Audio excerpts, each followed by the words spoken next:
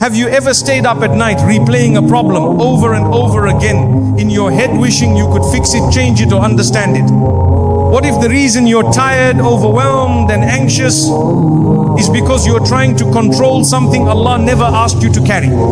There is peace in surrender. There is strength in saying, Ya Allah, I leave it to you. The more you try to force what's beyond your reach, the more exhausted your soul becomes. But the moment you step back and let Allah handle what you cannot, everything begins to shift. In this reminder, we'll explore how faith replaces frustration and how true power begins where your control ends. The illusion of control. My beloved brothers and sisters, one of the greatest tricks of the nafs is to convince us that we are in control. That if we just try harder, stress more, think deeper, we can fix everything. But the reality is, control is an illusion. Only Allah has full power over every outcome. You may plan, prepare, and do your best, but the final result is in His hands, not yours. How often do we find ourselves exhausted, not because of the hardship itself, but because of our constant need to control it? We replay conversations, try to fix other people, chase results that are not ours to determine. And all the while, our hearts grow restless, forgetting that peace comes not from control, but from trust in the controller. The Quran reminds us, and they plan, and Allah plans, but Allah is the best of planners. You see, there is a silent arrogance in trying to manage what only Allah can. It's subtle. It hides behind the veil of responsibility, but it often turns into anxiety when we forget that our job is effort, not outcome. Many times we think letting go means giving up, but it doesn't. Letting go means acknowledging your limits. It means saying, Ya Allah, I've done my part, the rest belongs to you. And that moment when your heart truly releases is when real tawakkul begins. We often measure success by how much we control. But in Islam, success is measured by how much we trust. Did you pray? Did you act with sincerity? Did you place your matter in the hands of Allah? That's what truly matters. Because no matter how strong you are, nothing moves without His permission. The Prophet Muhammad ﷺ faced rejection, pain, betrayal. Yet, he never let those hardships steal his peace. Why? Because he never tried to force what only Allah could control. He surrendered without weakness. That is the strength we are called to embody. There is a difference between doing your best and trying to be Allah. When you try to control the outcomes, force timelines, manipulate situations, you step into a role that doesn't belong to you. Allah is Al-Mudabbir, the one who arranges all affairs. You are His servant, not His substitute. Sometimes we worry so much about the future that we forget who holds the future. We plan every detail, then panic when it doesn't go our way. But perhaps Allah is redirecting you, not rejecting you. And if you had full control, you might miss something far better written for you. Control gives the illusion of power, but it steals your peace. It whispers you're not doing enough. It convinces you that outcomes define your worth. But the believer knows outcomes are not your burden. Sincerity and submission are. When we stop trying to control everything, we start to see the signs of Allah. We notice His protection in the delays, His wisdom in the silence, His mercy in what didn't work out. But we only notice these things when we stop clinging to our illusion and open our hearts to His will. The tight grip we have on life often strangles our own serenity. The more we try to grasp control, the more it slips through our fingers. But when we loosen that grip and hand our affairs to Allah, we find that the peace we were chasing was never outside, it was in surrender. So my dear brothers and sisters, release the illusion. Let go of what was never yours to hold. You are not meant to carry the universe on your shoulders. You are meant to fall in sujood, lift your hands and say, Ya Allah, I trust you with what I cannot control. That is where peace begins. That is where your heart rests. Tawakkul, the heart of surrender. Tawakkul is not just a word we say, it's a state of the heart. It is when your soul finally breathes after holding on too tightly to this world. It is the moment you stop wrestling with the things you can't change and instead say, Ya Allah, I leave it in your hands. True tawakkul is not weakness, it's the strongest form of spiritual trust. My beloved brothers and sisters, we often confuse tawakkul with passiveness.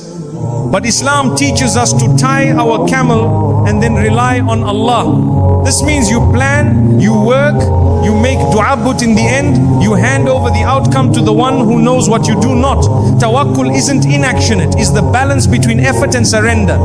There are times in life when you've done everything right, yet things still don't work out. That's when tawakkul is truly tested. Will you still believe Allah's plan is better? Will you still trust His wisdom over your own? That moment of uncertainty is the doorway to spiritual growth if your heart chooses surrender over struggle. When you practice tawakkul, your heart becomes light. You stop overthinking, stop forcing, stop fearing. You realize that your job is to strive, not to control. Allah did not ask you to be in charge of results. He asked you to walk with faith, pray with sincerity, and rest knowing He never miscalculates. The beauty of tawakkul is that it brings calm even in chaos. The waves of life may roar, but your heart remains anchored. You stop panicking about what might happen because you know Allah already wrote the best outcome even if it's not the one you expected. That's real faith. That's deep peace. Tawakkul doesn't mean life becomes easy. It means you stop falling apart when life gets hard. You no longer question every delay or breakdown. Instead, you begin to see Allah's mercy in every moment, even in disappointment, because you trust the one who sees the full picture, not just today. Some people rely on connections, wealth or status, but the believer relies on the Most High. When you place your trust in Allah, you're never truly alone. Even if people abandon you, even if the world misunderstands you, Allah remains and His help arrives exactly when it's needed. Every prophet lived through trials that required tawakkul. From Ibrahim alayhi salam walking into the fire, to Musa alayhi salam standing before the sea, to our beloved Prophet Muhammad sallallahu alaihi wasallam in the Kaaba, each moment of fear was met with full reliance on Allah. And every time Allah delivered in miraculous ways. Your tawakkul will often be tested in silence. No big signs, no instant answers. Just you, your prayer mat and a heart full of dua. But it's in those quiet moments that your faith is purified. It's when you trust Him without seeing the result that you show Allah your sincerity. Tawakkul turns your burdens into blessings. What you once feared, you now face with calm. What once kept you up at night now becomes a reason for sujood. You don't ignore reality, you just put it in perspective. You see trials as tools and delays as divine timing. When you place your trust in Allah, you allow space for miracles. Doors open from directions you never imagined. Comfort arrives in unexpected forms. And sometimes what you prayed for is replaced with something far better. Not because you earned it, but because you trusted His plan over your own. So my brothers and sisters, carry this in your heart. Tawakkul is the secret to serenity. Not because life gets easier, but because your soul finally lets go of control. Say it often, Hasbunallahu wa ni'mal wakeel. Allah is sufficient for us and the best one to rely on. Ameen. When worry becomes worship, there are times when your heart is so heavy, your mind so restless, that you find yourself pacing, sighing and overthinking. But my brothers and sisters, worry in the hands of a believer can be transformed. When you take that pain and raise your hands to the sky with dua, it is no longer anxiety, it becomes an act of worship. You were never meant to carry everything alone. That worry, that fear, that sadness, it's a call from Allah to return to Him. Every tear you cry in sujood is counted. Every whisper of Ya Allah, help me is heard. When you convert your fear into reliance, you are not just coping, you are worshipping. Sometimes the sleepless nights you spend worrying are actually moments where your soul is being awakened. You begin praying more, seeking forgiveness, giving charity, reflecting on your life. That is not a breakdown, that is transformation. Allah uses worry to bring your heart back to what truly matters. It's easy to think that worry is weakness. But in Islam, what matters is what you do with it.